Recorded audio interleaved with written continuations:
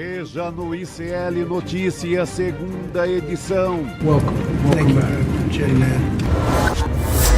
Bombou nas redes e mexeu com o Congresso. Ou também o político vai ter que trabalhar uma escala de 6x1. PEC pelo fim da jornada de trabalho 6x1 ganha mais de 190 assinaturas e poderá tramitar na Câmara. Ficar em uma jornada de trabalho extremamente exaustiva que não o leva a muito longe. E extrema-direita reage. Jogando um contra o outro. Patrão contra empregado no caso aqui.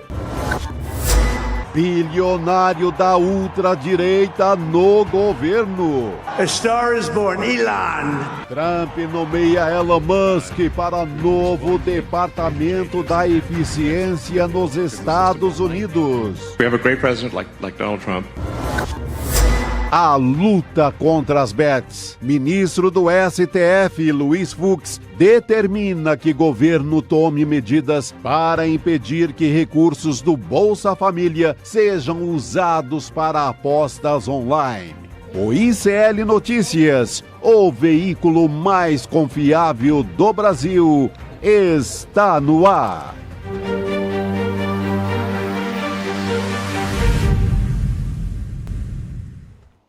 Olá, boa noite. Seja muito bem-vindo, seja muito bem-vinda. ICL Notícias, segunda edição, está no ar. Estamos ao vivo nos canais do Instituto Conhecimento Liberta e Eduardo Moreira no YouTube e também para você que está no Rio Grande do Sul, nos assistindo pela Pop TV. Muito boa noite também. Estou aqui já com os meus companheiros de bancada. Chico Sá, Rodrigo Viana, muito boa noite. Boa noite, Gabi. Boa Chico. noite. Parece que já temos o número de assinaturas necessárias para a PEC pelo fim da jornada 6x1, gente. Érica Hilton anunciou, já pode começar a tramitar na Câmara dos Deputados. Passou até da conta, né? 194 assinaturas, já atingiu a direita, já rompeu a barreira da esquerda, que a esquerda não tem essas assinaturas todas. A realidade da esquerda é 130 ali e olhe lá.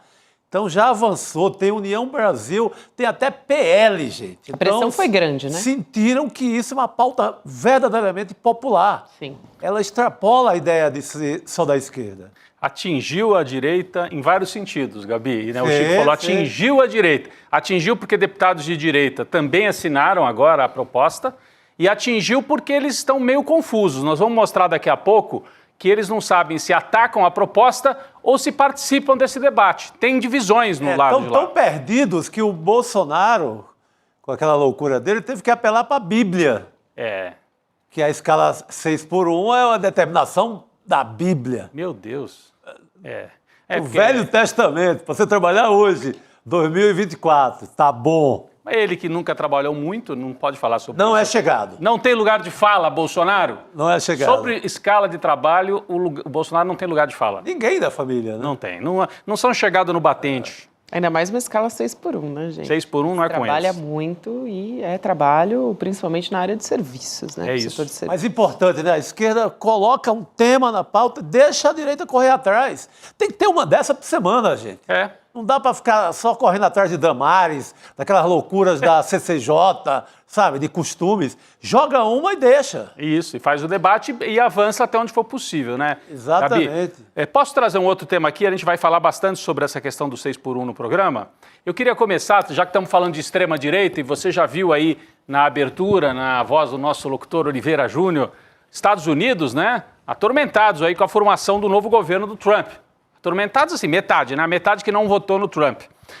O Donald Trump faz um governo de cartilha, um governo daquela caricatura de extrema-direita. É a caricatura do que é um governo de extrema-direita nesse retorno do Trump ao poder, né? Ele volta e traz com ele personagens do mundo dos negócios e do mundo desse movimento da extrema-direita, especialmente nos Estados Unidos. Bom, nós já vimos aqui na abertura, você já viu. Elon Musk terá cargo no governo, um cargo para aumentar a eficiência do Estado.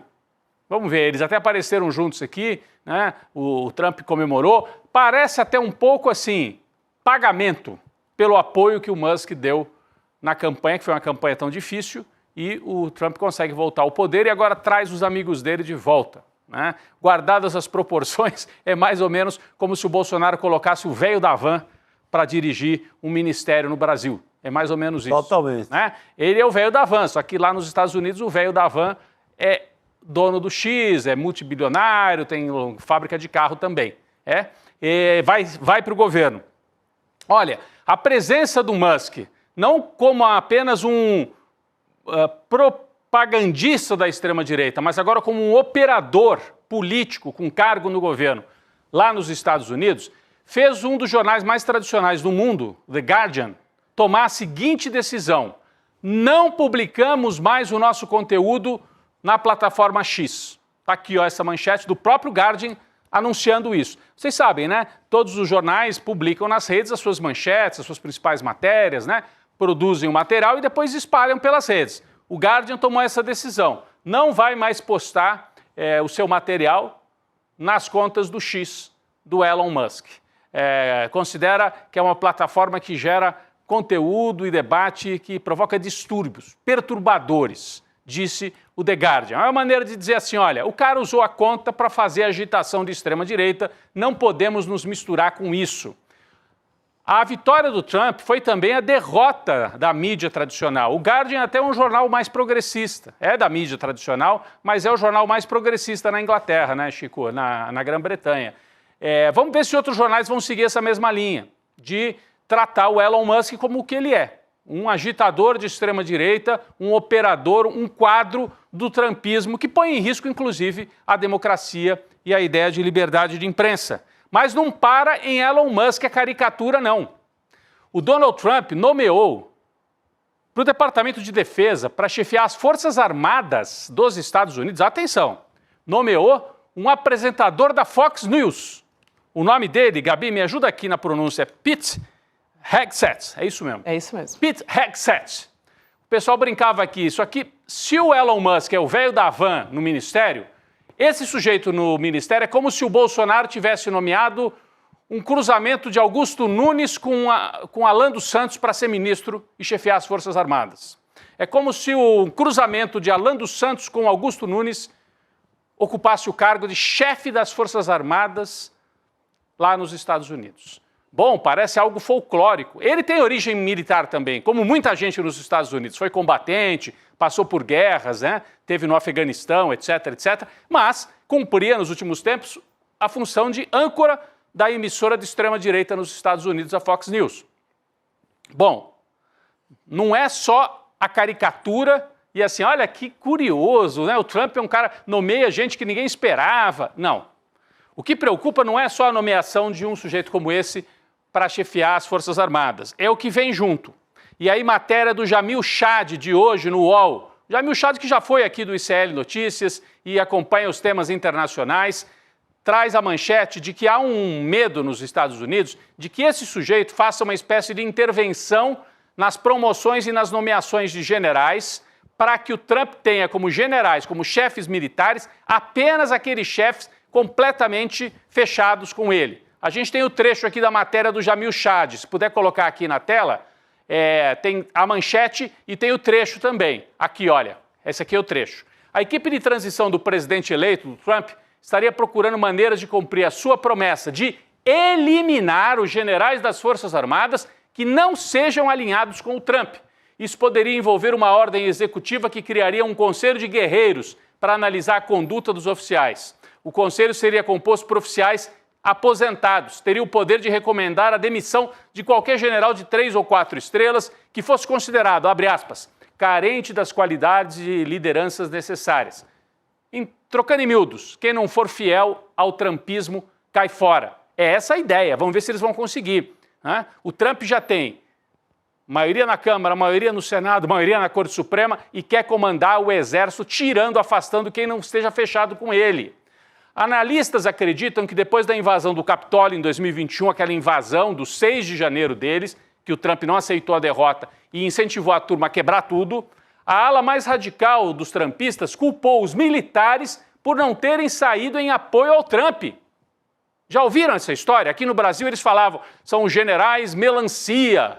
Eles não foram suficientemente golpistas para encampar o movimento e quebrar tudo. Aqui no Brasil a gente ouvia muito isso E lá também, eles acham que os militares não deram o devido apoio no momento em que o Trump precisava para virar o jogo, virar a mesa, né, e cumprir ali aquela promessa, né, de não deixar nem o Biden tomar posse. Para isso, ele precisaria mudar a estrutura das Forças Armadas. Vocês lembram que o Trump tentou fazer um movimento, ele fez uma caminhada, andou ali perto da Casa Branca depois de ser derrotado, até levou um militar com ele, depois o militar não quis participar de outros eventos. Aquilo marcou muito, né?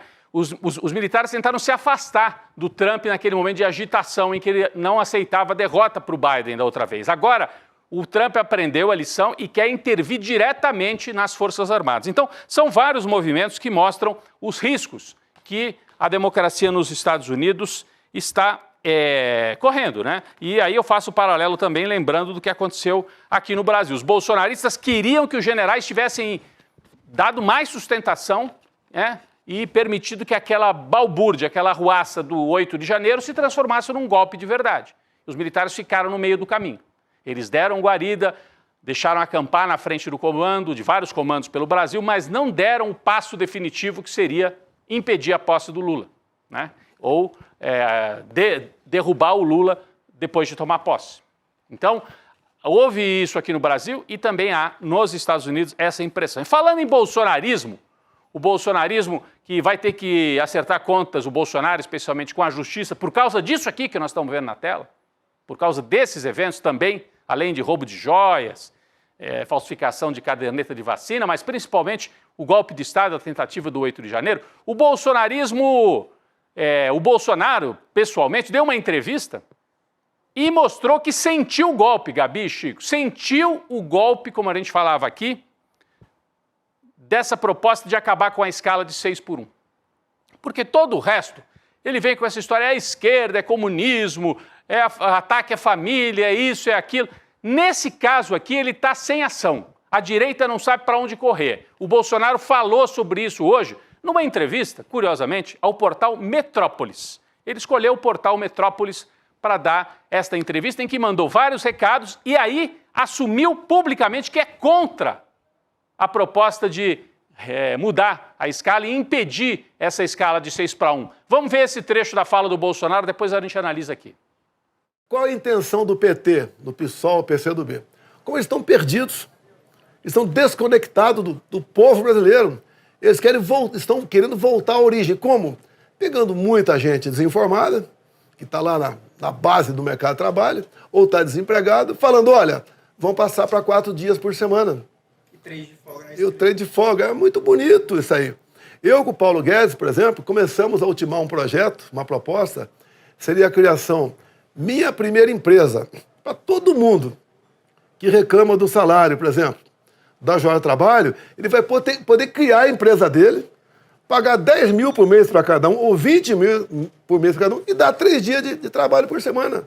Para mostrar, então, que além de que o PT sempre quer fazer, né? Jogando um contra o outro, patrão contra empregado no caso aqui, para buscar simpatia, compaixão, voto e poder para voltar a fazer exatamente a mesma coisa que sempre fizeram. Ou seja, nada a não ser afundar o nosso Brasil. O PT, né? Sentiu, hein? Sentiu. Sentiu. Sentiu. Porque ele fala assim, o PT, o PSOL, eles estavam acabados, eles estavam sem ação e agora estão vendo a chance de voltar para o debate. Nessa parte, ele fez a leitura correta, né? De que o PT e o PSOL estão com uma pauta, a esquerda, o Brasil, os setores democráticos, os trabalhadores, com uma pauta que o Chico falou, chega de só reagir às pautas da extrema-direita.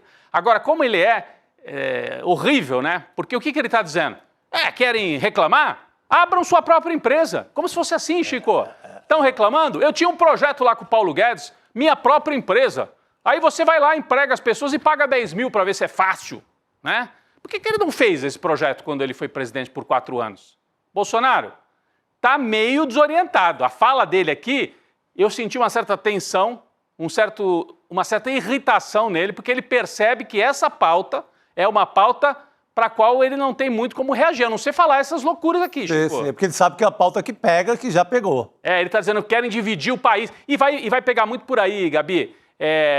O pequeno empreendedor, né? Eles querem dividir, eles querem que o pequeno empreendedor não consiga mais pagar o salário para o seu funcionário, né? Ele vai fazer uma espécie de terrorismo. Agora, Bolsonaro precisa avisar para a turma dele. Por quê? Tem senador bolsonarista, eu separei um trecho, o senador bolsonarista Cleitinho, lá de Minas Gerais, falou a favor de acabar com a escala 6x1. Ué, Bolsonaro, não é coisa do PT e do PSOL? Explica para o Cleitinho, vamos ver o que o Cleitinho, que é um bolsonarista, falou, gravou inclusive dentro do plenário do Senado, vamos ver lá. Pessoal, estou aqui no plenário do Senado. A gente vai fazer uma mobilização nacional para acabar com essa escala de 6x1 para o trabalhador. Ou acaba com essa escala de 6x1 para o trabalhador, ou também o político vai ter que trabalhar uma escala de 6x1. Eu estou aqui no plenário do Senado e aqui é terça, quarta e quinta que a gente tem que estar aqui para poder votar projetos em favor de vocês. Ele vai por esse lado demagógico. Os políticos só trabalham 3 dias, então tem que ser... Não pode, quero ver, então, o político vai ter que ser 6x1 também, não é esse o debate, né? Porque o político que trabalha 3 dias em Brasília e depois trabalha nas suas bases. A questão não é bem essa. É o que disse o Reginaldo Lopes hoje em entrevista. Ele falou isso, Folha Gabi? de São Paulo, exato. De qualquer maneira, mostra uma dissonância. O Bolsonaro falando, não vamos aceitar, isso aí o PT querendo dividir o país. Dividiu tanto o país que dividiu até a direita, é isso mesmo? O Chico, tem outros, né? Você até anotou o nome de outros aí que também... bolsonarista. Tem esse caso curioso do deputado pernambucano Fernando Rodolfo, que é do PL, ele é um radialista bem conhecido, ele é de Garanhuns, também como o Lula, da mesma região, e ele faz o mesmo discurso do Cleitinho. Sente que, olha, se a gente não ocupar isso, a esquerda vai levar. Então, você tem 20 deputados do União Brasil, isso é uma... Que assinaram a PEC da Érica. Então, não é qualquer coisa. Você tem o PL1, a Cidadania, MDB, 13 deputados, o PP com 9 deputados. Do Arthur Lira. Inclusive a deputados da bancada do Arthur Lira de Alagoas. Então, espalhou, rompeu a barreira. Por isso que o Bolsonaro está irritado. Não segura mais, ninguém segura mais. Por isso que a nossa chamada de hoje, como é que é aí a nossa thumb mesmo aqui, se a nossa produção, a nossa thumb que a gente diz é a nossa chama. Pobre bate ponto, direita bate cabeça. Tem um delegado. Tem um delegado. Delegado de São Paulo, do PP, do Arthur Lira, o Bruno Lima. Então, rompeu a barreira da esquerda. A barreira. Pobre bate ponto, direita bate cabeça. Que é o Bolsonaro falando mal, numa entrevista para o Metrópolis. O Metrópolis, outro dia, né, o nosso querido Guilherme Amado saiu do Metrópolis. Era uma voz assim mais progressista, não sei, acho que o Metrópolis não gostava muito. Porque daí o Metrópolis está gostando de dar espaço para o Bolsonaro. Mas, enfim, isso aí é outra coisa. Mas está dividiu a direita. A nossa pergunta é, e o Lula? O Lula vai entrar nesse debate? O Lula está esperando a hora certa de entrar nesse debate? De que maneira que o governo vai entrar? E eu acho que é necessário entrar no debate, porque é um tema que confunde o outro lado, que tira as pautas de costume, né? Não permite que eles falem, porque nós somos contra, em nome da família. Gente, em nome da família, tinham que ser a favor de acabar com a escala 6x1, para a família poder conviver no sábado e domingo, pelo menos, né, Gabi? Nada mais a favor da família do que deixar o trabalhador ficar com a família, né? Eu acho que esse é o problema, né, que está batendo cabeça ali. Eu acho que sim, trabalhador e a trabalhadora, né? A mãe que trabalha, às vezes, sozinha para cuidar dos filhos, deixa os filhos com uma vizinha. Ainda pior, né? Trabalho no sábado, às vezes tem que deixar pagar uma creche, usa a creche pública alguns dias, tem que pagar uma creche, pagar uma vizinha, pagar alguém, porque tem que ir para o trabalho. Sim, porque a creche Ou você tem que forçar o filho maior, a filha maior, que poderia estar no lazer, ou estudando, fazendo outra coisa no sábado, indo para o céu da vida aqui em São Paulo. Ela está cuidando do filho menor para a mãe trabalhar. Então, é um desmantelo na família isso. Então, se querem defender a família, Bolsonaro, tem que achar outro discurso. E Lula, olha essa pauta, assim, está quicando na frente do gol. Eu falei isso aqui ontem. O Lula está com a popularidade, assim, no limite. Uma margem, assim, um pouquinho mais aprovação do que desaprovação. Está quase que um empate. Por quê? O Lula consegue manter a memória boa dos primeiros governos dele. Bolsa Família, valorização do salário mínimo, geração de emprego, uma série de benefícios, de mudanças, de programas sociais. Luz para todos, né? A água chegando lá ao sertão, uma série de programas, né? A indústria naval. Agora, qual é a grande marca desse terceiro governo? Ainda não criou. Não podia ser isso aqui? Debate para melhorar a qualidade de vida do trabalhador, para se trabalhar um pouco menos ou de forma mais organizada? Podia ser a marca desse terceiro governo. Lula, pode ser a bola que está pingando aí na frente do gol, né? Outro detalhe importante, Gabi, Rodrigo, a igreja evangélica está entrando nessa parada. Olha só. O Crivella, o republicano, já tem 7 deputados que assinaram, e a leitura no mundo de quem manda na igreja evangélica, principalmente na Universal, é que esse trabalhador vai ter tempo, inclusive, para ir para a igreja. Vai para a igreja.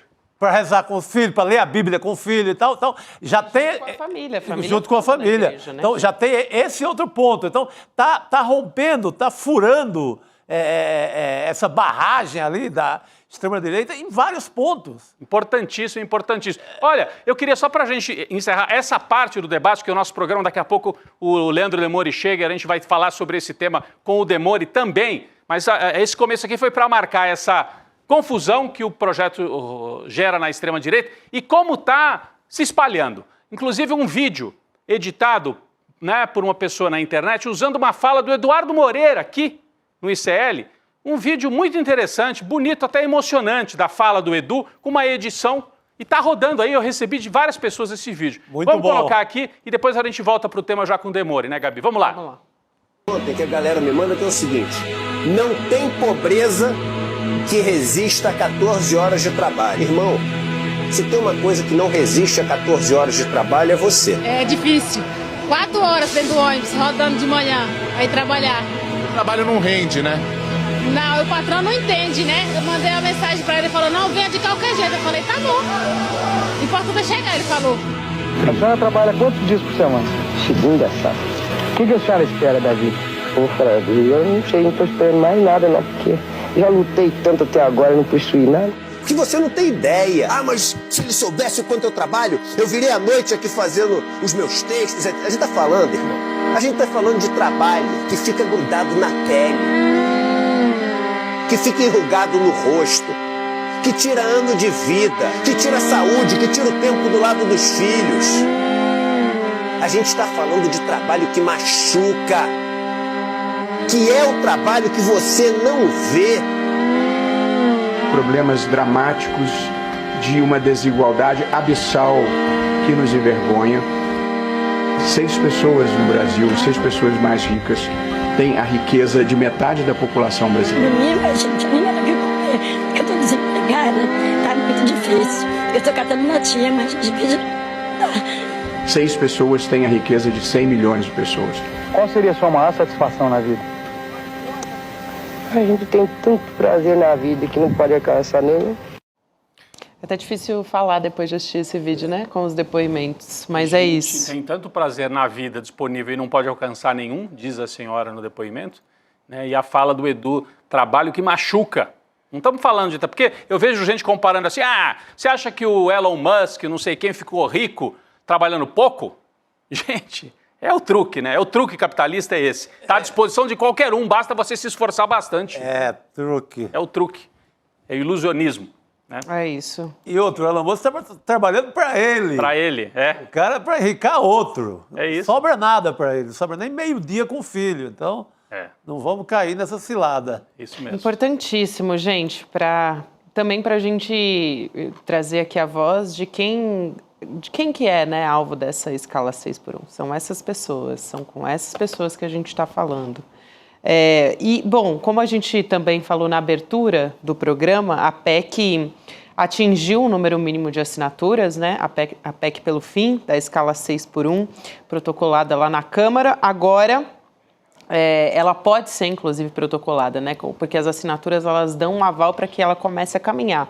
Então, a deputada Érica Hilton fez um anúncio, porque ela é autora dessa proposta, né? Tem outras também, como, por exemplo, do Reginaldo Lopes, e aí a gente já até explicou aqui que se avança-se essa proposta mais rapidamente, ela é pensada na proposta do Reginaldo Lopes, e aí chega-se a um acordo. Depois do protocolo, né, depois das assinaturas protocoladas, a deputada Érica Hilton deu uma coletiva de imprensa agora há pouco, dizendo que ela conta com o apoio do governo Lula também para avançar com a proposta. Então a gente vai assistir um trechinho agora, vamos ver. Eu sinto por parte do governo que há esse apoio à pauta. Eu acho que a gente claramente... Já, a gente agora sim. Ouvir, entender, negociar, isso é da política, mas eu acho que o governo está muito receptivo a essa demanda. Olha com bons olhos a essa demanda. Nós precisamos explicar o texto, contar ao governo como a coisa aconteceu, mas a gente já tem sentido, sim, nesses poucos dias, uma boa receptividade por parte do Palácio com relação à nossa proposta. A gente só quer estreitar e afinar essa relação com o Palácio do Planalto. Acho que vale a pena dizer aqui que até o momento que a gente tem de informação do governo, o próprio William Deluca entrevistou o Márcio Macedo, né, que é secretário-geral da Presidência da República, perguntando a respeito disso, né, do fim da escala 6x1, o apoio do governo, e ele disse que é importante o debate na sociedade, manteve a mesma posição de outros ministros que já vieram a público, outros integrantes do governo, mas que o parlamento ainda não incluiu o governo nessa resposta, né? Então está na sociedade ainda. Então continua meio que nessa pegada o posicionamento dos ministros, do secretário-geral também. A gente vai chamar o Leandro Demori para conversar com a gente a respeito disso. Agora também a Erika Hilton, que a gente acabou de ouvir, está reunida com o ministro das Relações Institucionais, o Alexandre Padilha, e também o Reginaldo Lopes, que tem uma proposta parecida já protocolada em 2019, se eu não me engano. Boa noite, Demori. Boa noite, moçada, tudo bem por aí? São 9 propostas de emenda à Constituição desde o primeiro ano do PT em 2003 que foram derrubadas pela Câmara. A primeira delas do Sigmaringa Seixas, que era um jurista deputado também, e a outra do Genuíno, né? As duas do PT, as duas primeiras já em 2003. Vejam, no primeiro ano do PT, o PT já entrou, né, naquele ano como a gente gostaria que tivesse entrado em 2023 e não entrou, né? Já entrou naquele ano assim, botando tudo, né, botando para quebrar. Ó, os emojizinhos aparecendo, não posso fechar a mão aqui, gente. Se falar com um descendente de italiano aqui, começa a aparecer like aqui. Vou tentar botar a mão embaixo da perna aqui para não falar. Então, isso é uma discussão que vem há muito tempo, né? Fiquei muito feliz com o tweet até do Reginaldo Freitas, porque estava rolando até ontem na internet, né? É impressionante, né, o Gabi? Tem gente que, assim, só nasceu para atrapalhar, né? É uma coisa incrível, assim. Porque agora a Erika Hilton e o Azevedo, o Rick Azevedo, eles querem ser o pai da ideia, como se o PT não tivesse discutido antes. Dá vontade de responder, agora o PT quer ser o pai da ideia, como se os bolcheviques não tivessem discutido antes. Ô, gente, dá pra parar de bobagem de rede social? Vocês? Quem não ajuda não atrapalha, tá? Mérito da Erika e do Rick Azevedo, que conseguiram levantar a discussão pública e estão levando para frente. O Reginaldo, inteligentemente, conseguiu também ser claro na comunicação dele e falar, gente, o que importa é o negócio funcionar, né? Hoje pela manhã, o Chico e Gabi Rodrigo, eu fiz uma pergunta lá no Desperta, que foi bem interessante para a gente tentar entender também como o Rodrigo falou ontem da popularidade do Lula, né? Como as coisas estão andando mais ou menos pelo Brasil, por que essa pauta ela é tão importante e também, Rodrigo, por que muita gente está entrando nela. Inflação dos alimentos, últimos 12 meses, pegou mais quem? Assalariados e classe baixa, 5% a média de inflação dos alimentos nos últimos meses. Já acumula com a inflação do ano passado, já vem inflação acumulada na pandemia. Lembremos o que a Mila Burns falou aqui, o que a Elo Vilela falou aqui, né? As nossas comentaristas internacionais em relação ao Biden. Biden foi muito penalizado pela inflação que ele herdou da pandemia. Sim. O governo Lula também, porque os preços subiram e não desceram. Então a sensação para as pessoas ainda é que a vida está mais cara. E outra coisa, a gasolina segue muito cara, gente. A gente está falando pouco disso também. Eu fiz hoje de manhã no Desperta, pedi para a galera falar de onde estava assistindo e o preço da gasolina. Apenas a cidade de Canoas, no Rio Grande do Sul, baixou de R$6. Então a gasolina no Brasil é de R$6 para cima o litro. Toda vez que a pessoa vai abastecer, ela fica com raiva do governo. Não tem jeito. A gente não pode negar isso, né, Rodrigo? Agora... Então, essa pauta é super importante porque ela pega justamente nesse trabalhador que está sofrendo com inflação e com gasolina, né? Agora, você citou o Reginaldo Lopes. Eu não sei se a nossa equipe tem aqui. A mensagem dele foi muito boa mesmo, né? A mensagem do deputado Reginaldo Lopes, do PT de Minas, porque ele desarma todo esse papo. Ele fez uma postagem dizendo assim, ainda bem que a Erika e o Rick trouxeram esse debate de volta e estou junto com eles e nós vamos junto no debate. Não sei se, assim, privadamente ele ficou incomodado, mas publicamente é o que interessa, porque ele é um homem público. Publicamente ele fez uma declaração ótima, né, Chico? Perfeito. Que aglutina o debate, né? Gente, isso o Rick Azevedo, ele fez disso um mandato. Ele foi para a rua do Rio de Janeiro. Ganhou um mandato. Ele mobilizou eleitores.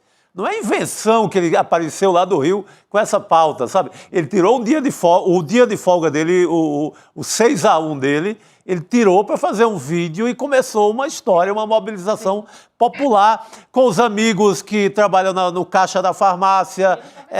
Sabe? Foi um desabafo mesmo. Ele é um personagem inteiramente verdadeiro.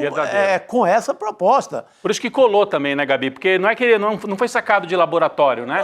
Ele é isso Ele mesmo. é um desses brasileiros que migram, né, que sai buscando uma vida melhor. Ele sai do Tocantins, vai lá para o Rio de Janeiro, trabalhou em farmácia, balcão, enfrentou o diabo ali no centro do Rio e vem com uma proposta real, é vida real para a política. Legal, acho que isso é importantíssimo, Gabi. Sem dúvida, e eu acho que vale a pena a gente trazer aqui, muitos políticos, muitas personalidades estão se pronunciando a respeito disso, em apoio e tal. Tem o ex-ministro José Dirceu, que comentou hoje sobre o fim da escala 6x1. Ele deu uma entrevista para o Chico Pinheiro aqui no ICL, essa entrevista vai ser transmitida na íntegra em breve no Chico Pinheiro Entrevista, mas a gente aproveitou e traz já com antecedência, com exclusividade aqui no ICL Notícias segunda edição, a fala dele a respeito disso. Vale muito a pena a gente trazer agora aqui. Vamos assistir. Vamos lá. Bom, eu creio e acredito que é um imperativo, como se diz, uma necessidade, principalmente para a juventude que trabalha hoje nessas profissões. No mundo todo, a redução da jornada de trabalho já é uma realidade. No Brasil, nós estamos ainda com a jornada de 44 horas. Acredito que o que está se colocando como problema é o aumento do custo que recairia sobre o consumidor. Falando no setor de comércio, mas de qualquer maneira, há que se pagar essa hora trabalhada, né? Para ele ou para outro. Porque nós falamos que é preciso formar, né, profissionalmente uma geração, porque está, inclusive, por causa das novas profissões, por causa da revolução tecnológica, porque está faltando, né, profissionais em muitas áreas. Mas aí não dá uma oportunidade para o jovem estudar? Olha, a fala do Zé Dirceu é um trecho apenas. A entrevista é excelente e muito bom também o cafezinho. Depois da entrevista, o Zé Dirceu estava aqui embaixo no estúdio do Chico Pinheiro quando eu cheguei aqui para me preparar para o ICL Notícias segunda edição.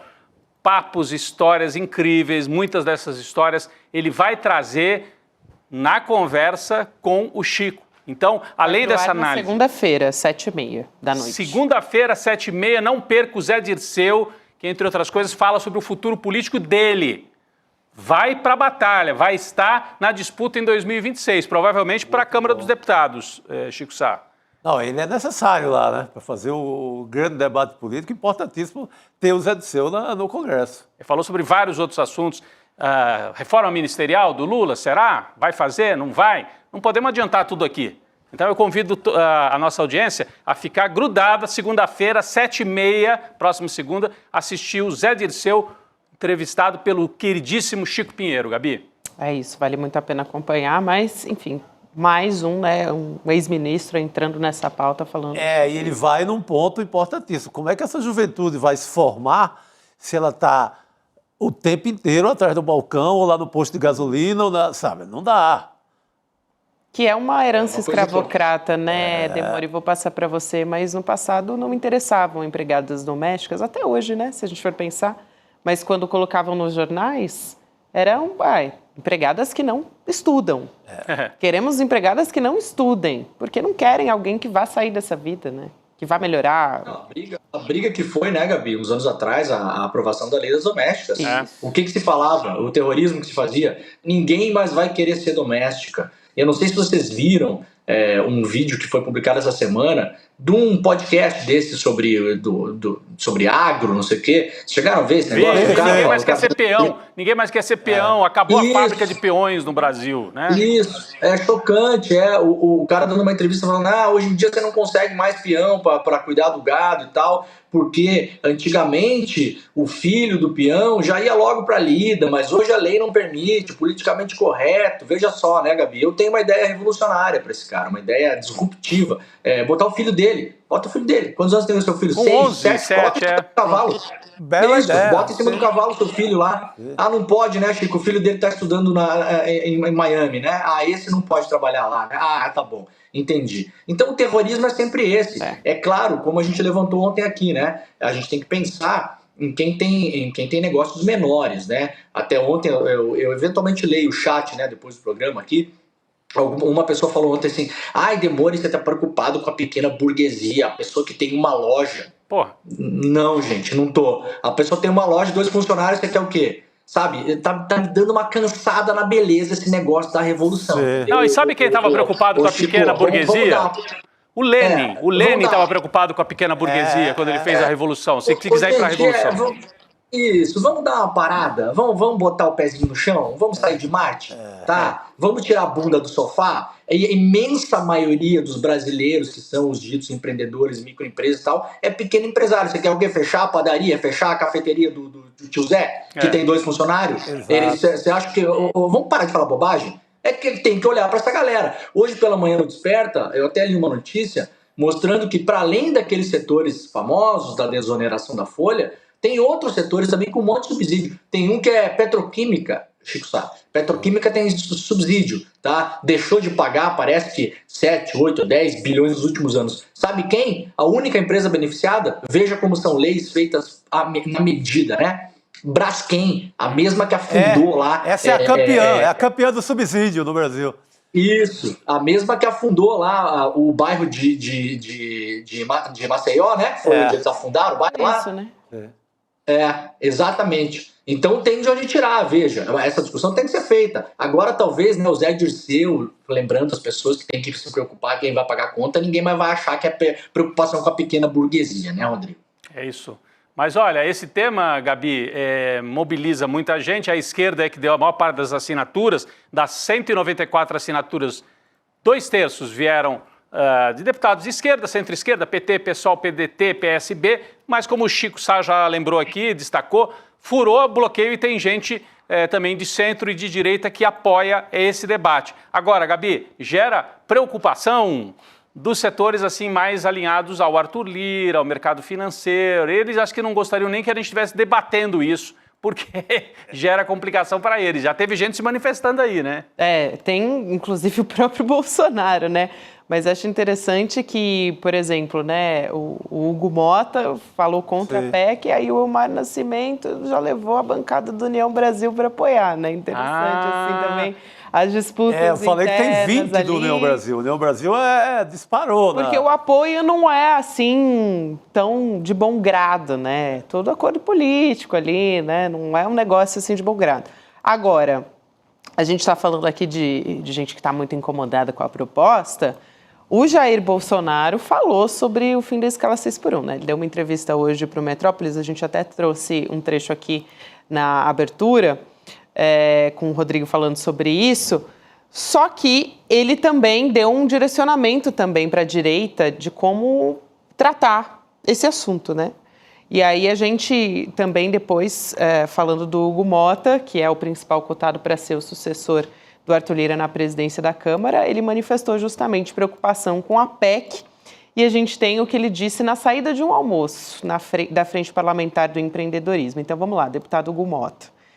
Abre aspas para ele. Me preocupa muito, por exemplo, essa PEC agora recentemente apresentada, essa 6x1, onde se criou um verdadeiro movimento nas redes sociais a favor da PEC, que é um tema que nós temos e nós vamos discutir. Mas não ouvindo apenas um lado, nós temos que ouvir também quem emprega. Ou seja, né, gente, ele está dando uma sinalização ali, né, para o empresário, quem que ele está segurando na mão, né? Eventualmente quem sustentou as eleições dessa galera toda também, né? Nós sabemos já desde o estudo que foi feito pelo saudoso e falecido o nosso colega jornalista Rodrigo, que cuidava lá do Contas Abertas, o Cláudio Weber Abramo. O Cláudio Weber. Ele fez um estudo uns 10 anos atrás mostrando que no Brasil o voto tem um preço, né? Ele quantificou, ele falou, olha, se você quer ser eleito deputado estadual em Santa Catarina, cada voto custa R$ 2,45. Botou preço, né? Então, se você investir isso e tal, e aí você vai ser eleito com certeza. Então, o voto no Brasil tem um preço, a gente sabe quem paga a festa. Tem fundo eleitoral? Tem. Tem fundo partidário? Tem. Mas a gente viu nas eleições, inclusive foi absolvido o Jorge Saif usando o helicóptero do velho da van para fazer campanha. Sim. Enquanto os candidatos que concorriam lá a senador podiam ir em 1 ou 2 cidades por dia, o Jorge Saif ia em 3, 4, 5 multiplicando votos. Então os caras têm que agradar também essa turma aí, né, Gabi? Porque essa turma que levou eles até Brasília, né? E ele tá ali como sucessor na presidência da Câmara, então ele sabe muito bem. Ele que é herdeiro, né? Ele pegou os votos de uma família do interior da Paraíba, de Patos. Ele, nessa questão de trabalho, ele não pode se dizer que é um rapaz que teve que trabalhar na escala 6x1 em nenhum dia da vida dele. Então, ele já tem uma escolha de nascença, praticamente. Cuidado, Chico, que daqui a pouco aparece a historinha que ele trabalhava com o pai dele desde os 6 anos na loja. Você sabe que vem, né? Lá na fazenda, né? Isso, Não duvido, gente, não duvido. Só que aí... Mas isso aí ele vai ter que ser um bom ficcionista para melhorar a biografia dele. É difícil, viu? Conheço bem. É difícil mesmo. Tem que dar uma... O Arthur Lira até já trabalhou mais do que ele na vida antes da Câmara, mas esse aí é difícil. É o famoso filhinho de papai mesmo, não tem o... Não tem floreada que resolva isso, não. Agora, tem uma contraproposta que está sendo articulada aí pela direita, né? O deputado Maurício Marcon, do Podemos do Rio Grande do Sul, Demori, ele está coletando assinaturas porque ele resolveu chamar de PEC da Alforria. O nome, assim, já é... né? Vamos lá. Ele está propondo que o empregado possa decidir quantas horas vai trabalhar. É sempre, assim, inacreditável, né? Depois de tanto tempo a gente ainda ter gente querendo fazer colar o discurso de que o empregado pode negociar com o patrão, né? Mas ele está tentando. Aí ele diz assim sobre a PEC da Alforria: apresentei um texto que libera o trabalhador brasileiro para trabalhar quantas horas bem entender. Nossa, incrível. Estamos liberados, inclusive. Escala 1 por 6, 2 por 5, com seus direitos trabalhistas garantidos. O modelo se assemelha ao americano, onde cada um cuida da sua vida e o Estado para de atrapalhar quem quer trabalhar. É o Estado, né, que atrapalha, entendi. E produzir... ou quem quer folgar mais do que trabalhar. Cada um faz o que quiser, simples assim. Nossa, muito liberdade simples. Total, O liberalismo... Quase um Milley, né? Não, assim, é curioso, quem estuda o século XIX no Brasil, uma parte daqueles que se consideravam liberais no Brasil defendia a escravidão em nome do liberalismo. Sim. Você não pode abolir a escravidão porque é o legítimo direito à propriedade. O sujeito pagou pelo escravo. Agora vem o Estado querer intervir, atrapalhar a livre iniciativa de ter o seu escravo. Né? A minha compra no navio negreiro. Pois é mais ou menos essa a lógica dessa gente. Né? Como é que você conseguiu direito trabalhista? Porque tem Estado, porque tem luta social e isso vira lei. Se não tivesse lei, que é resultado da luta social, a gente estaria ainda no tempo em que a classe trabalhadora inglesa tinha que dormir debaixo das máquinas, trabalhando 14 horas por dia e amamentando, as mulheres amamentavam os filhos enquanto trabalhavam. Era assim. Na Inglaterra era assim, no Brasil até os anos 30. As famosas camas quentes da Revolução Industrial, né? Pois é. Então, essa gente quer voltar para o século XIX, se não for mais para trás ainda, Gabi. O que está embutido aí, né, Gabi? O que está embutido aí é pagar por hora, né? Como nos Estados Unidos. E aí, claro, você joga o valor da hora lá embaixo, a pessoa pode escolher. Claro, ela vai escolher trabalhar 3 dias por semana, ela não vai pagar nem a condução para ela ir trabalhar, né? O Marcon, duas coisas importantes. Primeiro, que ele é um representante dos industriais e dos milionários, multimilionários e bilionários da região de Caxias do Sul, região mais industrializada do Rio Grande do Sul, né?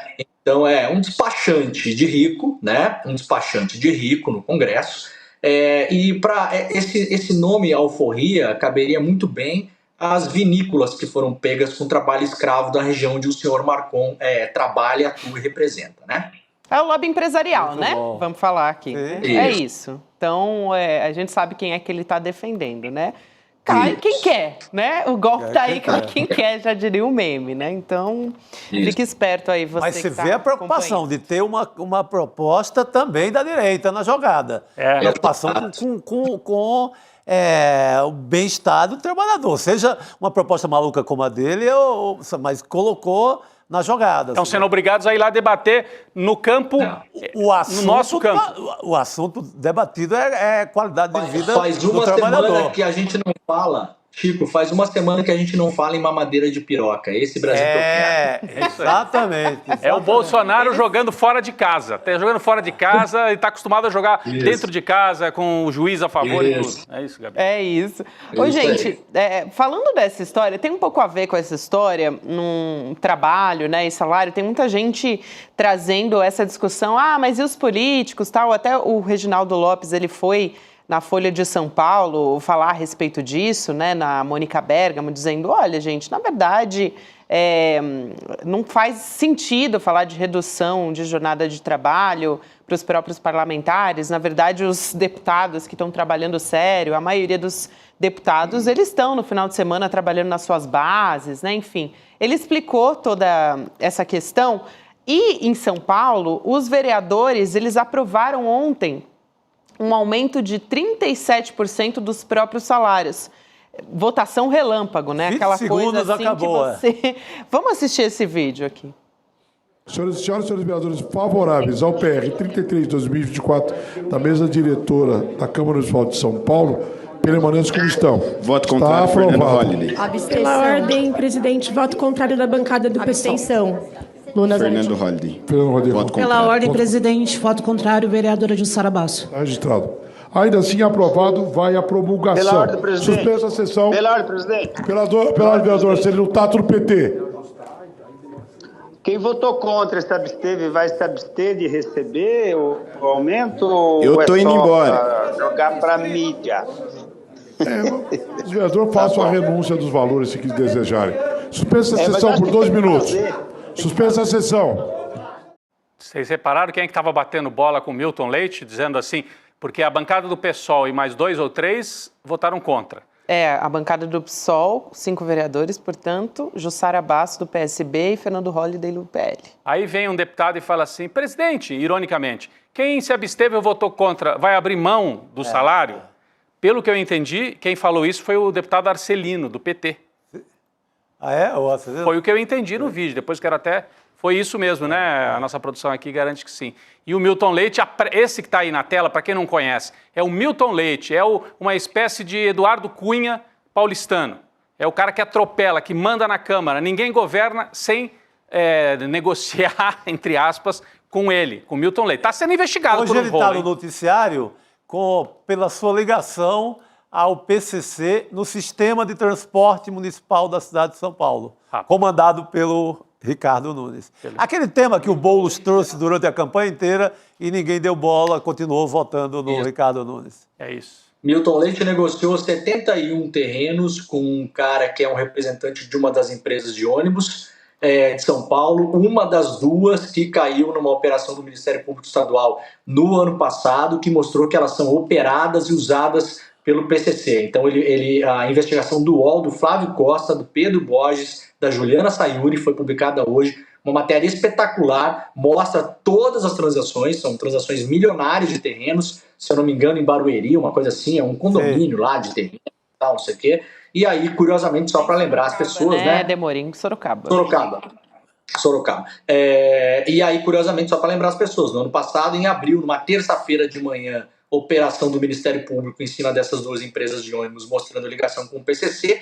Quarta-feira de manhã, dia 10, abril, o Ricardo Nunes está onde? No pátio de uma dessas empresas, falando que a denúncia é carnaval.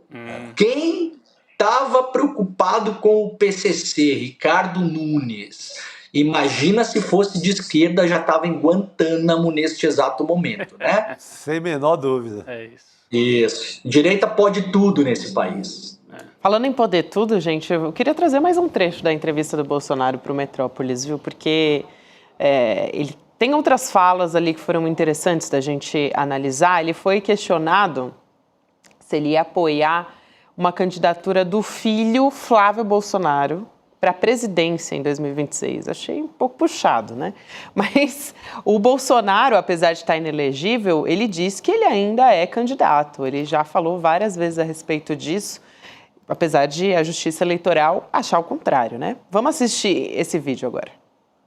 Eu sou um candidato até que a minha morte política, né, seja anunciada para valer. Não tem argumento, eles não têm argumento para tirar da política, a não ser o poder, né, a força de arbitrariedades contra a minha pessoa. Repito, qual a acusação contra mim? O que eu fiz de errado para não disputar a minha eleição? E se eu sou tão mal assim, deixa eu disputar para perder. É muito simples. Ou estão com medo na minha possível candidatura? É inacreditável isso, né? O que seria a morte política se não a Justiça Eleitoral decidindo que ele não vai disputar a eleição? Só isso. E ele perguntou ali, né? Sou acusado de quê? O que eu fiz? A gente pode trazer uma lista aqui. Olha, se a gente começar a lista agora, tem que terminar no Desperta, seguir a madrugada fora e acaba lá no Desperta junto com o Demore, porque você começa com joias das Arábias, você pula para certificado de vacina, você passa para vacina superfaturada, você pula para aquelas motocicletas patrocinadas com dinheiro do cartão corporativo, aí você pula, não para nunca, gente. Tá com uma memória boa, hein, Chico? Eu tava aqui pensando nisso, falei, gente, olha... Agora ele tá fincando o pé aí de que, né, dizendo, eu tô aqui na cadeira e não entrego para ninguém, né, o Bolsonaro. É gozado, porque eu não vejo o Lula dizendo assim... nome, né? Nem para Michele, nem para Michele, nem para... Eu não vejo o Lula dizendo assim, só eu sou candidato pelo PT, ninguém pode tirar o meu lugar. Você já viu o Lula falar isso? Não. Nunca vi. Então não precisa, né? Aliás, ao contrário, né? Assim, as pessoas ficam falando, Lula, pelo amor de Deus, não vai desistir de ser, né? Agora, o Bolsonaro fica guardando lugar, assim, tem que ser eu. Ele até disse, se estão achando que eu tenho que ser derrotado, então me deixem concorrer e tal, né? Dizem que tem gente no governo que até gostaria, que seria mais fácil derrotar o Bolsonaro. Eu tenho minhas dúvidas, viu? Eu acho que ele tem força ainda na sociedade brasileira. Mas tem essa tese, que é até preferência de certo segmento da esquerda que deixa o Bolsonaro, que é mais fácil derrotar. Eu não gosto disso, é que nem negócio de futebol, você fica escolhendo, eu prefiro pegar o time tal, aí você vai lá e perde, entendeu? Tem que deixar a justiça fazer o trabalho dela. E tem muita evidência aí para condenar o Bolsonaro. Se for para ficar inelegível, ele já está inelegível, mas se for para ir para a cadeia, e aí também lei da ficha limpa, tem tudo para impedir o Bolsonaro de ser candidato dentro da lei, né? Não é por um cálculo político. E ele fala em morte política, como é que ele quer mensurar isso? Até que ponto? Quanto ele está morto ou não? Porque, né? Será que é pela pesquisa? A pesquisa de ontem mostrou que ele é forte, né? A pesquisa de ontem da CNT-MDA mostra Lula 35, Bolsonaro 32. Quando sai Bolsonaro, Michele e Tarcísio e outros caem para um patamar de 20, 15, não trazem todos os votos do Bolsonaro com eles, aí divide, né? Então, se não for o Bolsonaro, nós vamos ter um quadro de direita mais ou menos pulverizada com vários candidatos. Mas ele deve ficar bravinho com a própria direita. Sim. O inimigo dele agora é a própria direita. É a turma do Tarcísio no Palácio do Bandeirantes que ficam queimando ele, querendo tirar ele do jogo mesmo. Caiado em Goiânia. Em definitivo, o Pablo Marçal, essa gente. É isso mesmo. Diga, Demore. Parece que tem Não, de fato tem um mal-estar dentro da...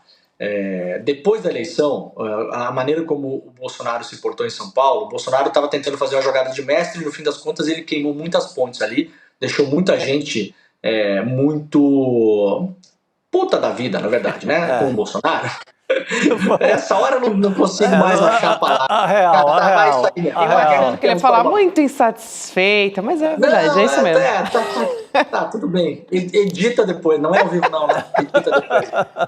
Tá permitido, tá permitido. Não, e aí, Gabi, sabe o que é? O Tarcísio está tentando construir uma vida sem o Bolsonaro. Mas o Tarcísio sabe que não pode por quê? É o que o Rodrigo acabou de falar. As duas personalidades do Brasil são Lula e Bolsonaro, gostemos ou não. O Tarcísio está com medo, e o staff do Tarcísio, de se separar muito rápido do Bolsonaro e ter o mesmo destino do Dória, do Frota, da Joyce, do Carlos Moisés, que era governador de Santa Catarina, todos eles, né?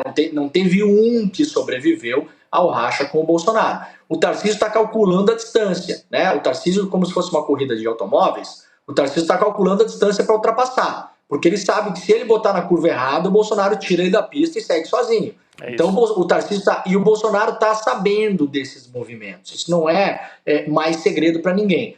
A ideia, o plano B do Bolsonaro, as pessoas podem achar maluquice, mas é o que vai ser. O plano B do Bolsonaro é se registrar no TSE, fazer o registro da própria candidatura, se colocar como candidato e empurrar o carrinho até que o TSE casse essa candidatura dele, e se precisar brigar e não concordar com o que for dito para ele em relação ao Tarcísio, eles vão colocar o Flávio. Esse é o projeto, por isso a pergunta em relação ao Flávio. Entendi. O Flávio é, de fato, o plano B do Bolsonaro para concorrer à presidência da República. É isso aí. Então, só fechando, Bolsonaro, o candidato de Bolsonaro, até o momento, é ele mesmo. Ele mesmo e o Flávio, o Flavinho, para concorrer. De reserva ali. De reserva, espero que não caia no estúdio de novo, como caiu aquela vez lá no Rio. Sim, desmaiar, né? Desmaiada. Isso. Demore, obrigada por hoje, hein? Um beijo pra você. Valeu. Deixa eu só fazer um comentário muito rápido para fechar, que eu acho que é uma coisa importante, só para deixar para as pessoas pensarem. A gente está num momento aí que está discutindo muitos rumos da esquerda, que vai para um lado, vai para o outro, tal, não sei o quê.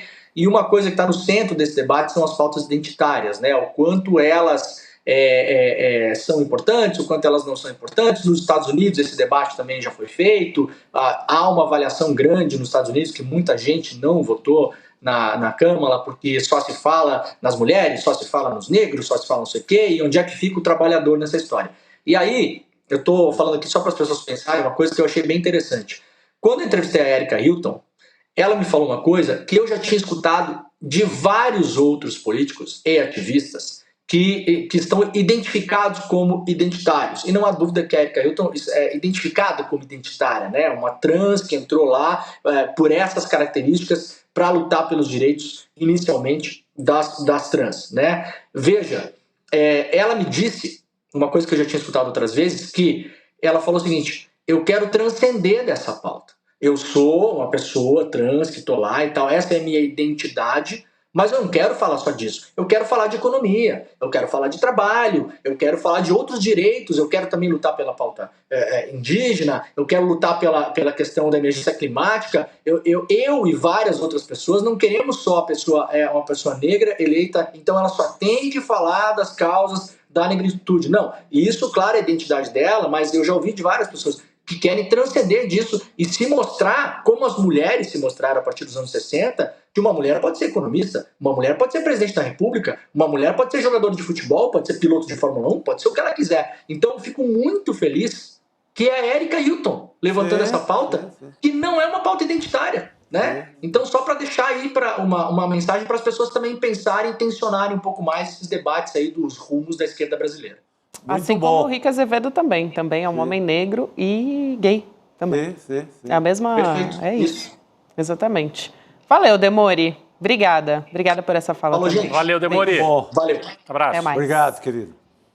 A gente aqui também, agora há pouco, trouxe um trecho da entrevista com o Zé Dirceu. A gente separou mais um trecho que está muito atual da fala dele, Rodrigo e Chico, da entrevista do Chico Pinheiro com o José Dirceu, que vai para o ar, reforçando, na segunda-feira, 7h30 da noite, portanto, logo depois do CL Notícias, segunda edição, falando do corte de gastos agora. Então, a gente vai assistir agora esse trechinho. Vamos ver. Como o presidente Lula disse, vai se exigir um esforço do trabalhador, do micro e pequeno empresário, da classe média, enquanto 1% dos brasileiros, que tem mais de 1/3 da renda do país, tem mais do que tem os outros 50% de brasileiros de renda, de riqueza, de participação na renda nacional, não pagam impostos. Então, eu acredito que é preciso olhar a realidade, certo? Cortar abono salarial, fundo de garantia, multas 40%, BCP, certo? Ou mesmo a questão do salário mínimo da Previdência. Certo? Depois, nós sabemos que nós estamos sob a influência das crises mundiais, né? Da questão chinesa, que pode ser que a economia não se recupere, da estagnação europeia e dos efeitos da vitória do Trump, que pode produzir, certo, um déficit público maior, inflação, porque vai tomar medidas protecionistas, vai encarecer os bens importados nos Estados Unidos. Então, em vez de nós nos prepararmos para fazer como na pandemia, porque o Brasil devia, nesse momento, começar a se preparar para uma economia de emergência. Olha que fala importante estratégica de quem enxerga um pouquinho mais para frente, né, Chico? Não está só na miudeza de agora. Olhando o jogo da geopolítica mundial, não olhando só aqui Bolsonaro, STF e tal, olhando para o mundo. O grande xadrez internacional foi o que ele disse, né? Bela leitura. Não é? A economia de emergência nesse sentido, Gabi, que as mudanças no mundo e a fragilidade da União Europeia, agora a gente está vendo, o governo da Alemanha vai se desfazer, né, no começo do próximo ano. Barreiras, a Holanda acaba de estabelecer barreiras... Essa semana, por causa dos eventos lá em Amsterdã, que nós mostramos aqui no ICL Notícias. Lembra aqueles choques entre torcedores israelenses e população árabe residente em Amsterdã? Resolveram fechar as fronteiras da Holanda, fechar inclusive para outros países europeus. Sim. Então, é um mundo em que as fronteiras voltam a ficar mais estabelecidas, barreiras para as pessoas e para os produtos, barreiras alfandegárias. Então, o Brasil precisa se preparar para esse momento. É o que está dizendo o Zé Dirceu. A nossa elite ainda pensa com a cabeça do neoliberalismo do Fernando Henrique Cardoso e do Pedro Malan.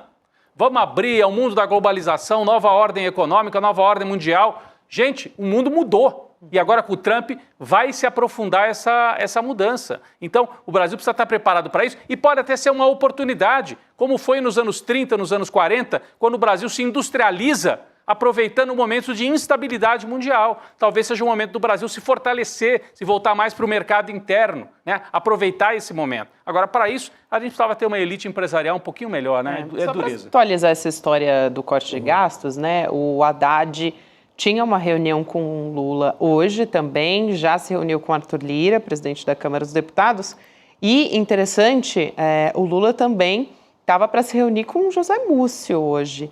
E os militares também são uma questão nesse pacote, né, na inclusão dos cortes de gastos aí. Então, não sei se trataram ou não a respeito disso na reunião, mas é uma preocupação deles, né?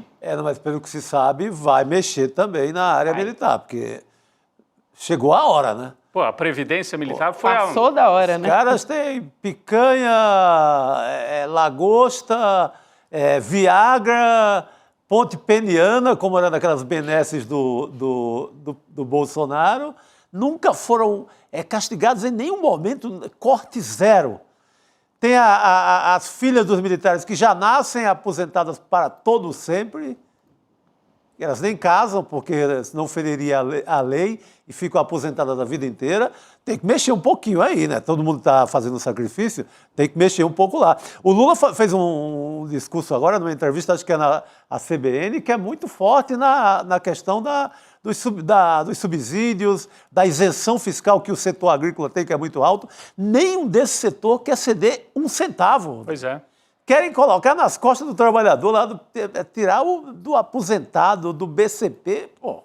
E o Zé Dirceu, aliás, gente, só voltando, se puder botar aqui a imagem só do Zé Dirceu de novo, só para quem viu assim meio de repente, só para relembrar, entrevista na íntegra, segunda-feira, 7h30 da noite, Chico Pinheiro entrevista, 1 hora de papo com o Zé Dirceu.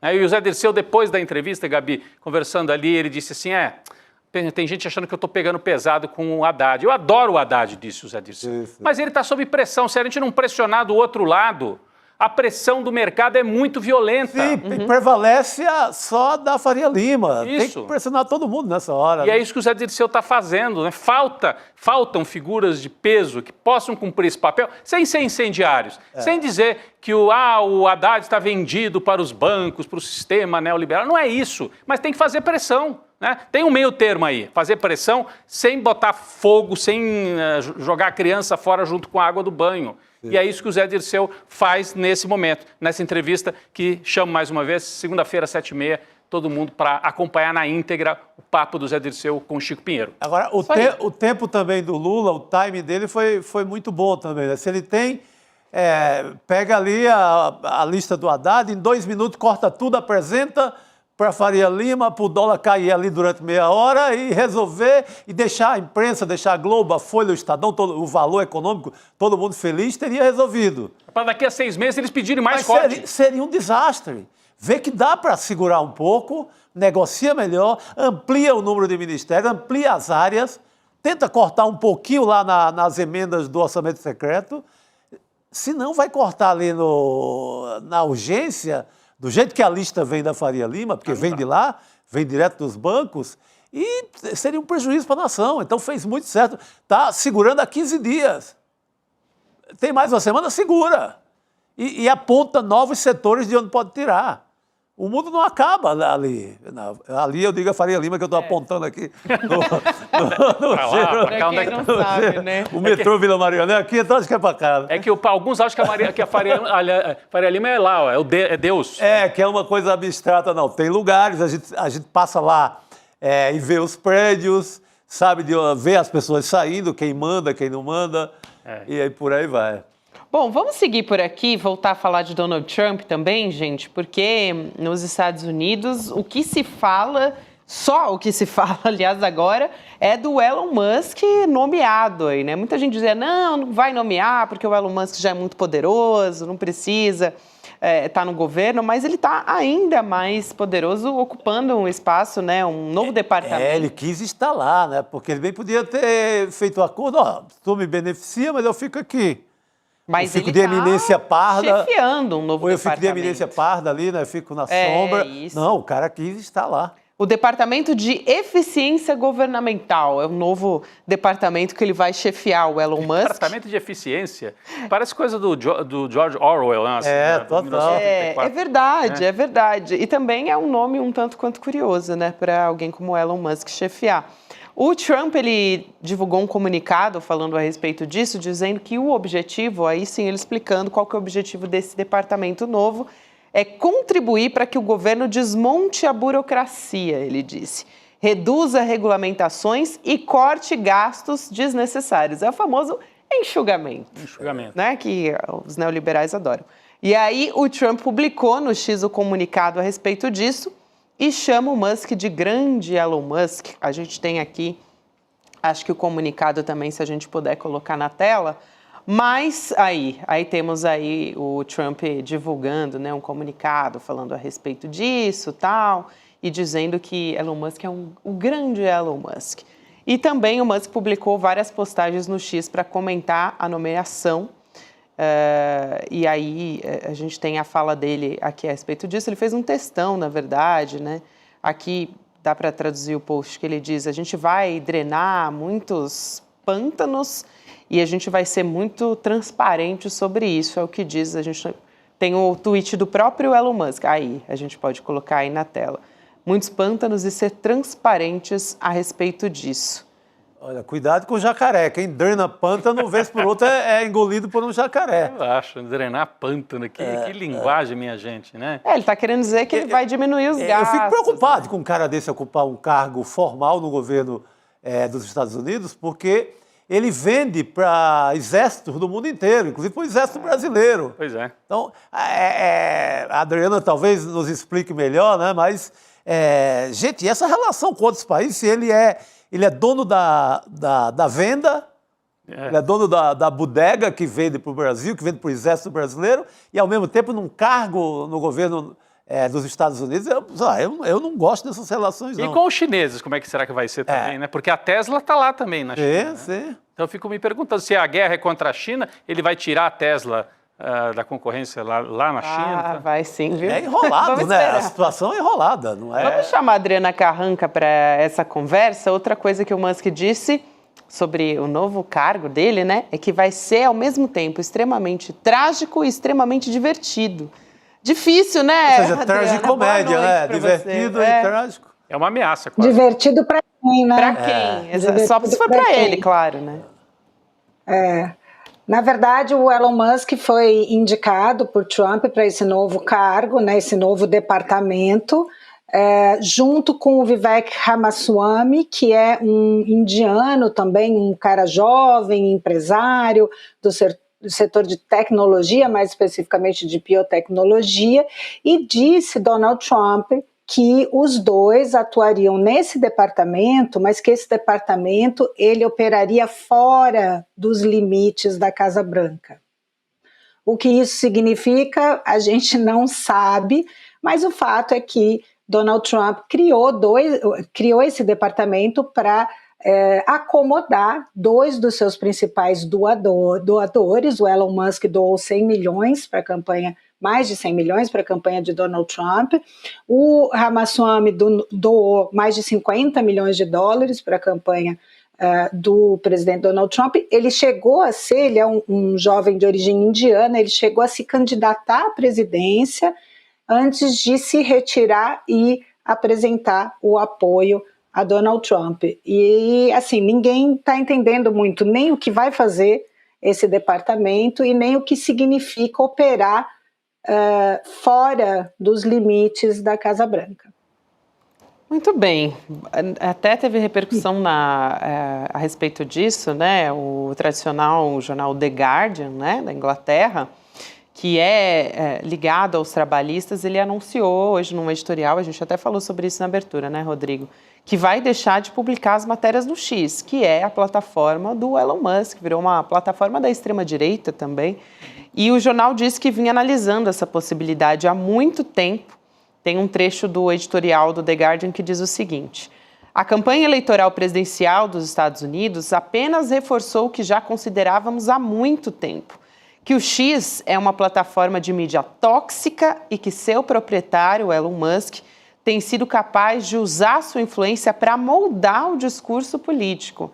Então, um posicionamento muito forte, muito necessário também do The Guardian a respeito do Elon Musk e do papel que ele teve nas eleições dos Estados Unidos, né, Adriana? Só que foi depois do resultado. Eu ia até perguntar, Adriana, aproveitando, o Guardian, é claro, é lá da Inglaterra, mas como é que você imagina que vai ser o relacionamento do Trump com a imprensa dos Estados Unidos, que na sua maior parte, né, ou pelo menos alguns jornais, mais alinhados com os democratas, né? Exceção aí a Fox News, que vai ter o seu representante no governo também, né?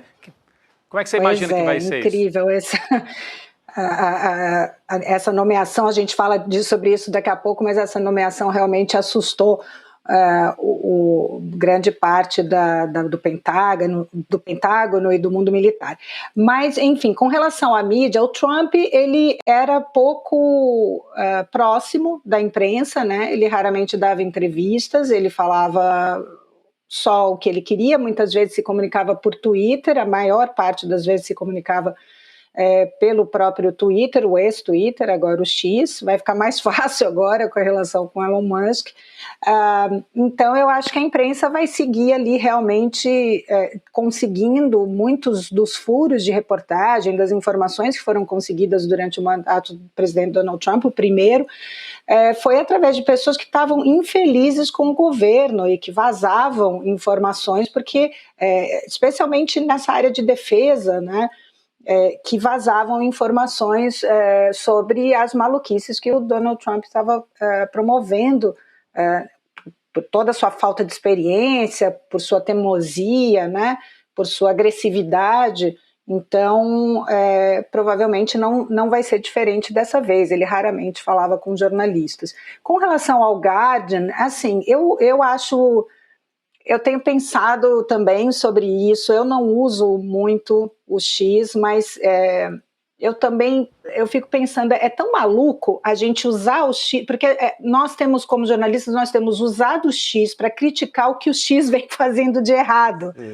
Que porque não é só uma questão de influenciar e moldar. Influenciar e moldar uma sociedade é o que, na verdade, todas as pessoas que são influenciadores, que são porta-vozes, que são comunicadores, querem isso, mas o Musk manipula, né, essa consciência através da manipulação dos algoritmos e de uma série de medidas ali, e é um empresário que está à frente desse negócio, mas agora dentro do governo.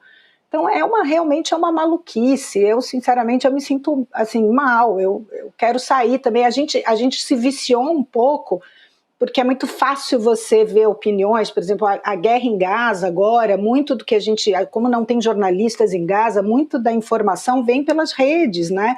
Eu acompanho jornalistas que estão lá, jornalistas palestinos, fotógrafos que estão lá, é a única forma da gente saber, agências humanitárias, é a única forma da gente ter informação sobre Gaza, porque Israel bloqueou a entrada de qualquer jornalista estrangeiro. Então, você acaba precisando dessas redes, mas eu acho que o Elon Musk, passou realmente de todos os limites do que a gente tem como manipulação imoral mesmo, né? Se não ilegal, da consciência da sociedade.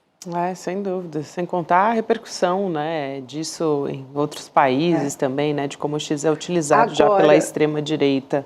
Sim, o que ele fez no Brasil, né, outro dia.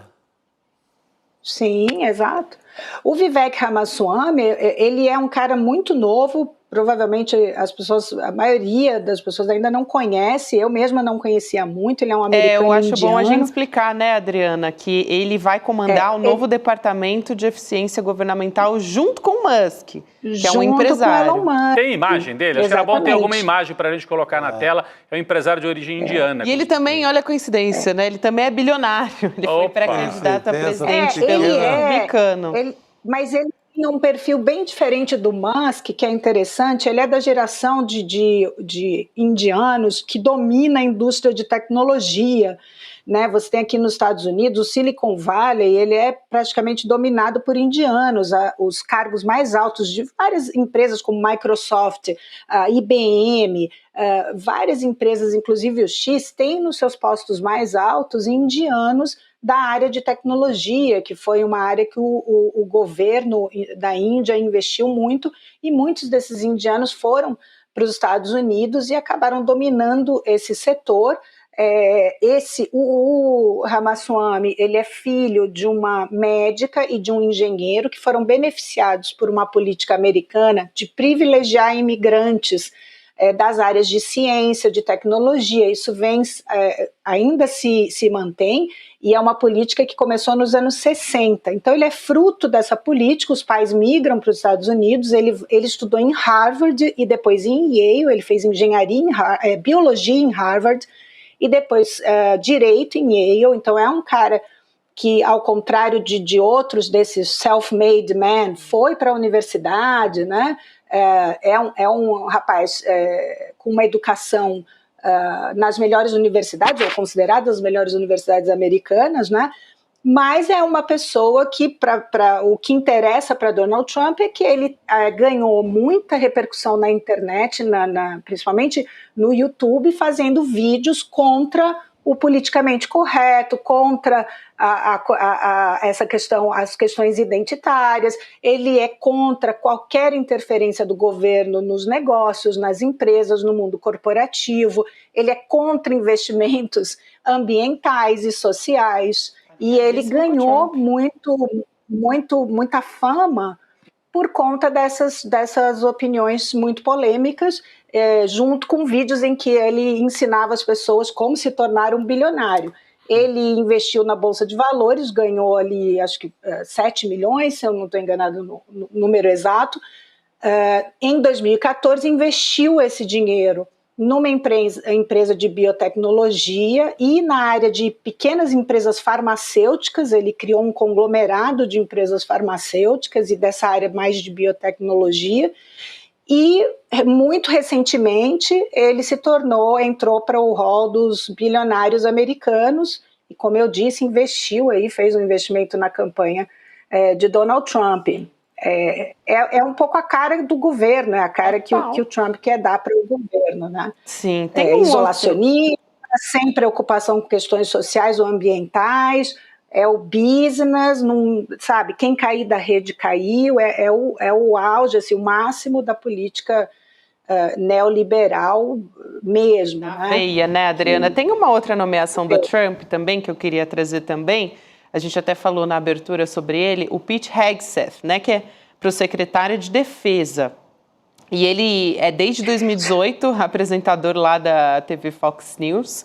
abertamente, óbvio, né, pró-Donald Trump, então apresentador de TV e secretário de Defesa agora. Agora, ele tem esse cargo, a gente fez um esqueminha aqui, trazendo algumas características, vamos dizer assim, do Pete Hegseth, que é o futuro secretário de Defesa dos Estados Unidos. Então, ele tem 44 anos, apresentador, como eu disse, desde 2018 da TV Fox News, serviu na Guarda Nacional também e no Exército em Guantánamo, no Iraque e no Afeganistão, e ele também tentou nomeação como candidato republicano ao Senado em 2012 por Minnesota, mas ele foi derrotado.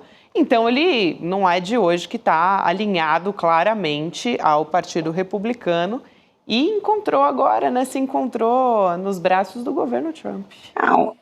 Quando, Gabi, a gente fala que ele serviu no Iraque, no Afeganistão, no Pentágono, isso não quer dizer que ele tinha cargo de liderança ou nenhuma carreira na área de defesa. Ele é simplesmente um veterano, como milhões de veteranos aqui nos Estados Unidos. Ele não tem nenhuma experiência de liderança do Exército, ele não tem nenhuma experiência de negociação com outros países, né? A gente tem guerras importantes acontecendo, guerras em que os Estados Unidos acaba se envolvendo indiretamente ou até muitas vezes diretamente, exportação de armas para Israel e para outros países. Você vai ter um apresentador da Fox News na frente do maior, do mais rico, não sei se ainda o mais poderoso, porque com tudo que está acontecendo nos Estados Unidos realmente não dá para saber, mas até pouco tempo o mais poderoso exército do mundo. É uma coisa que assim, hoje só se falava sobre isso, né, nas embaixadas, Pentágono, só se falava sobre isso. As pessoas próximas a Donald Trump, os poucos que restaram próximos a Donald Trump, tentaram dissuadi-lo desse nome, sugeriram outros nomes de pessoas de carreira da área de segurança, né, de carreira dentro da defesa ou do Pentágono, e ele rejeitou todos esses nomes para nomear esse apresentador. A Fox News foi novamente uma grande aliada de Trump durante a campanha, né? E então é completamente assim, realmente não dá para saber o que esperar, porque ele nunca foi testado. É uma pessoa que nunca fez nada na área que ele vai assumir, que a gente possa prever o que ele vai fazer e o que vai acontecer. Adriana, Gabi, Chico, quando eu olho esses personagens que vão compondo o governo do Trump, eu me lembro, a gente estuda lá a decadência do Império Romano, né? Aqueles imperadores já da decadência. Teve um que nomeou um cavalo para o Senado. Está faltando o Trump nomear um cavalo. Mais ou menos isso. É uma mistura disso com aquelas séries que a gente via na Sessão da Tarde, antigamente, onde tinha o Capitão não sei o quê, né? Negócio... Como é que chama aquele personagem? É a cara desse que foi nomeado para o Ministério da Defesa. Mas para mim é a imagem da decadência. Sim. Na decadência surgem esses seres das sombras, né, Chico? O Elon Musk, muito poderosos, bilionários. Ninguém está dizendo que os Estados Unidos vão acabar depois de amanhã, mas que são sintomas brutais da decadência, são, né? Total, não. Imagina se você é um general do Exército, você tem uma história nas forças militares americanas e você vê uma nomeação dessa. Pois é, você fala o quê? Porque o cara é um folclórico de televisão e já... Mas ele não é um estrategista de guerra, não é nada. Não tem histórico. Assim, às vezes, esse cargo é ocupado por gente que não é das Forças Armadas, mas que tem um histórico, comissão de defesa no Congresso, acompanhou os debates, senadores... O senador que foi durante 30 que decidiu anos sobre as guerras. Isso. E que tem um histórico, acompanha o Pentágono, conhece do orçamento. Esse sujeito é um agitador de comunicação. Mas o governo do Trump talvez esteja encaminhando para isso mesmo, né, Gabi? Exato. Gente, eu acho fundamental, assim, a gente ficar muito alerta com esses nomes aí que o Trump já está anunciando. Adriana, quero te agradecer aqui. E, bom, a Adriana trouxe aqui a ficha corrida de todos eles, né? Se a gente já estava pensando em Apocalipse, ficamos bem informados sobre ele agora. Agora. E a Adriana, coitada, foi a portadora das notícias. Fazer o quê, né? Nesse ponto, os evangélicos falam muito, né, acreditam muito que o mundo está chegando ao final, então que eles precisam realmente spread the news, espalhar o evangelho. Tem muito a ver com esse crescimento dos evangélicos da América Latina. Aqui nos Estados Unidos eles investem muito em missões por conta dessa crença de que o fim do mundo está perto. Talvez eles tenham razão, porque assim, eu não consigo imaginar outro fim para o governo Donald Trump, e a China está lá quietinha, né? E extremamente preparada já há bastante tempo para assumir o posto de maior potência mundial no futuro, num futuro que me parece bastante breve. Quase agora. É isso, Adriana. Obrigada por hoje. A gente se vê em breve. Valeu. Até mais. Boa noite. Até. Boa noite, Bom trabalho gente. por aí. Valeu, obrigado. Gente, quero voltar a falar de escala 6x1, porque agorinha Guilherme Boulos publicou na rede social dele falando a respeito da PEC, viu? Olha só o que ele publicou nas redes sociais. Guilherme Boulos disse o seguinte: acabei de receber o retorno do deputado Elmar Nascimento, líder do União Brasil, de que a bancada decidiu assinar em conjunto a PEC pelo fim da escala 6x1. Teremos ao menos mais 40 assinaturas com essa notícia. Pra cima foi o que disse o Guilherme Boulos. O cheirinho de que o Mota lá pode botar as barbas de molho, né? Porque já tá se vingando. Foi o que eu disse, né? O Hugo Mota falou mal, o Elmar Nascimento falou, opa, então eu tô com vocês. Já tinha 20 deputados, era estranho, né? Agora, se bater 40 do União Brasil, mais a esquerda que tem 130, já chega a 170 votos. Daqui a pouco, o Elmar Nascimento, que tinha falado que tinha desistido de concorrer com o Hugo Mota, porque estava muito forte, vai falar, olha, pensando bem, essa pauta aí me ajuda. Eu puxo esse povo aqui pro meu lado. Pro meu lado, e vamos tentar brincar de desafiar o Arthur Lira. Talvez seja um dos únicos momentos que a frente ampla pode dar uma luz. Essa pauta é tão importante que ela vai mexer até com isso. Está mexendo.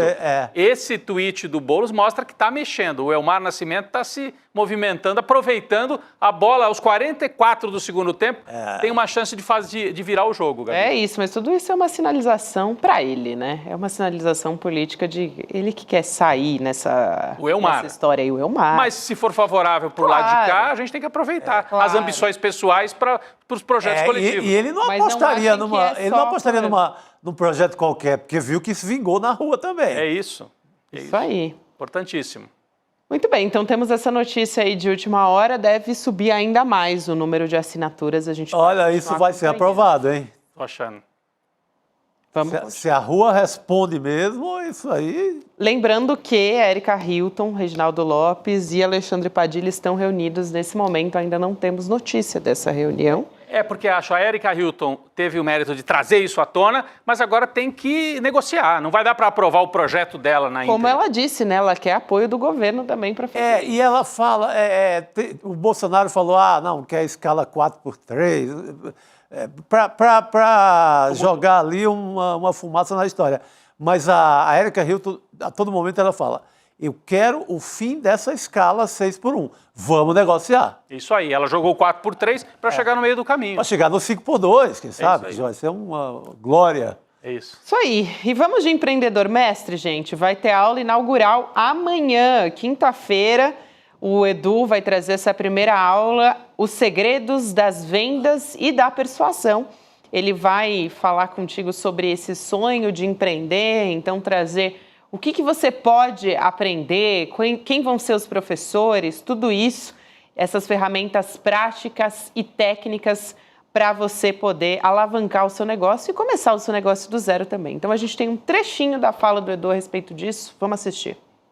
Quando eu quero convencer alguém, eu devo usar um exemplo real ou devo usar as estatísticas? Eu devo mostrar os dois lados da moeda e defender o meu ou mostrar só o argumento que me favorece? Eu devo fazer uma fala, um discurso longo, enchendo linguiça mesmo para impressionar, que eu sei falar muito sobre o assunto, ou devo me concentrar só naquele ponto que eu quero convencer? Eu devo deixar o mais importante para falar no final da minha fala ou no começo da minha fala? Pois é, todas essas respostas e várias outras eu vou te dar na aula do dia 14 de novembro. os segredos das vendas e da persuasão. Tudo isso é ciência, é técnica, tudo isso é estudado e ensinado em universidades no mundo inteiro. É muito mais simples do que você imagina. E contar uma história da maneira correta pode, segundo Harvard, aumentar as suas vendas em até 50%. Mas também pode engajar na sua causa, pode ajudar o seu movimento.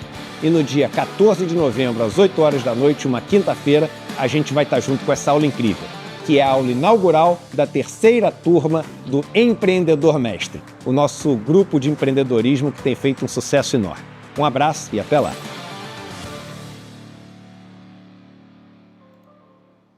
Muito bem, então para você participar tem que fazer a sua inscrição em icln2.com.br, garantindo a sua vaga para assistir amanhã a aula inaugural, dia 14 de novembro, a partir das 8 horas da noite. Então você continua com a gente depois do ICL Notícias, segunda edição, para poder acompanhar essa 3ª turma do Empreendedor Mestre, vale muito a pena. Agora a gente tem provocação histórica com o Lindener Pareto, que vai apresentar e conversar sobre, afinal, o que é identitarismo. Olha só. Belo tema, né? Excelente. Tema da hora. O Demore puxou esse assunto aqui agora há pouco. O convidado de hoje é o Douglas Rodrigues Barros. Quero deixar também um parabéns aqui especial que me pediram, gente. E eu, claro, vou atender, né? Márcia Fidelis Lima, que é da nossa ICLer aqui da nossa comunidade ICL, está fazendo 49 anos, então um abraço da nossa bancada aqui para ela. Um beijo para Márcia. Parabéns, Lima. Márcia. Um beijo para Márcia. Última. André Janones, numa ação até de provocativa, mas incisiva, nos avisa aqui o William De Luca. André Janones acaba de protocolar um projeto para que os deputados trabalhem no regime 6-1. Olha, pode parecer populista, mas eu gosto dessa ideia. Enquanto não aprovarem a mudança, que tal os deputados também trabalharem no 6-1, propõe André Janones. Foi lá para o plenário e apresentou o projeto. Interessante, esse debate virou rastilho de pólvora. Tomou conta, e eu acho que o governo vai entrar, hein? O governo está entrando. Vai entrar, daqui a pouco coletiva, né, do Padilha sobre isso, né, Gabi? Boatos que sim, boatos que ele pode se pronunciar a qualquer momento a respeito demorou, governo, tá na hora. Vambora. Vamos nessa então, gente. Obrigada a você que nos acompanhou até aqui. Boa noite, Chico Sá, Rodrigo Viana. Até amanhã. Até amanhã, gente. Tá chegando o dia, amanhã a nossa aula sobre os segredos das vendas e da persuasão. A gente vai aprender amanhã como contar histórias que vendem e convencem. Vai aprender a jornada do herói e muita técnica, muita ciência sobre vendas e persuasão. Muito importante, as pessoas usam muito isso para convencer de coisas ruins, de teorias da conspiração. A extrema-direita faz muito isso. Vamos usar para o bem isso e defender as causas nobres com técnica, com ciência de vendas e de persuasão. Amanhã às 8 horas da noite.